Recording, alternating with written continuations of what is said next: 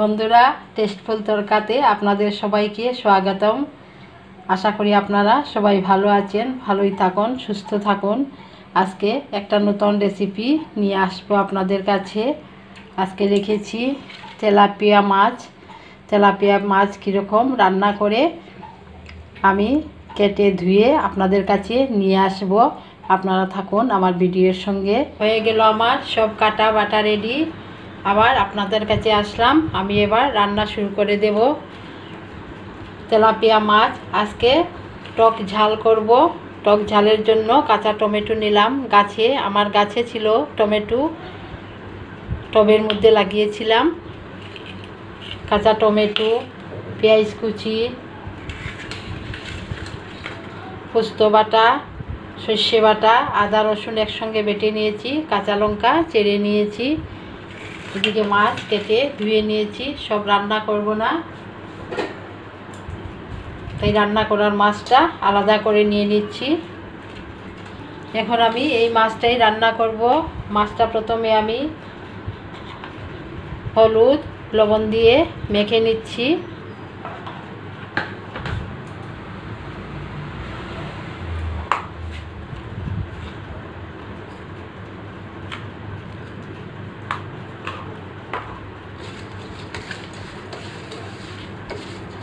হলুদ লবণ মাখানো হয়ে গেল। এখন আমি মাছটা ভেজে রান্না শুরু করে দেব।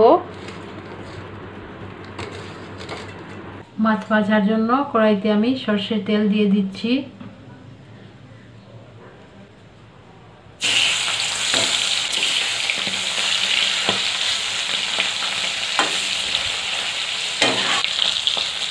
মাছ ভাজা হয়ে গেল, এবার আমি নামিয়ে নিচ্ছি। এখন আমি ওই তেলের উপরেই টমেটোটা ভেজে নিচ্ছি। অল্প লবণ, অল্প হলুদ দিয়ে দিচ্ছি।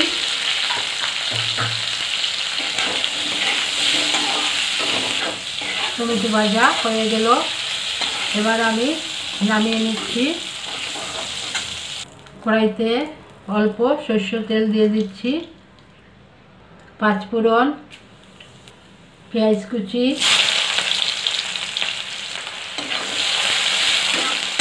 আদা রসুন বাটা,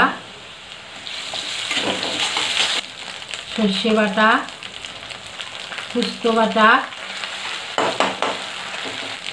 হলুদ, মরিচ, জিরে ধনিয়ে গুঁড়ো,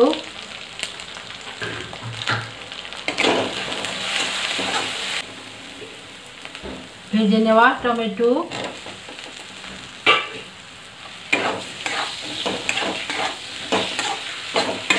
টমেটো ভাজতে লবণ দিয়ে দিচ্ছি। এখন অল্প আরও দিয়ে দিচ্ছি।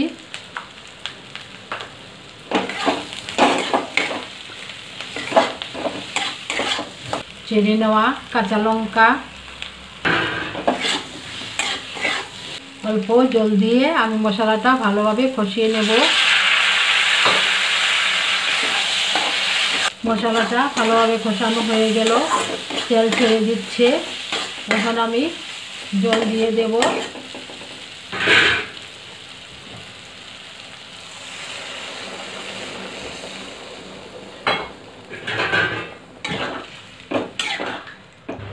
ঝোলটা টকবক করছে, এখন আমি মাছ দিয়ে দেব।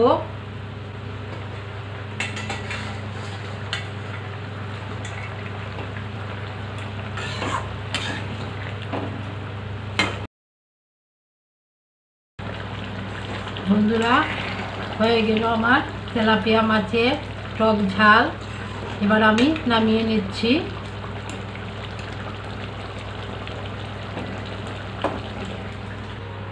বন্ধুরা দেখুন তেলাপিয়া মাছের টক ঝাল কীরকম হয়েছে, কি সুন্দর কালার হয়েছে, খেতে ওই রকম দারুণ লাগবে। আপনারা ঘরে এরকম করে খাবেন।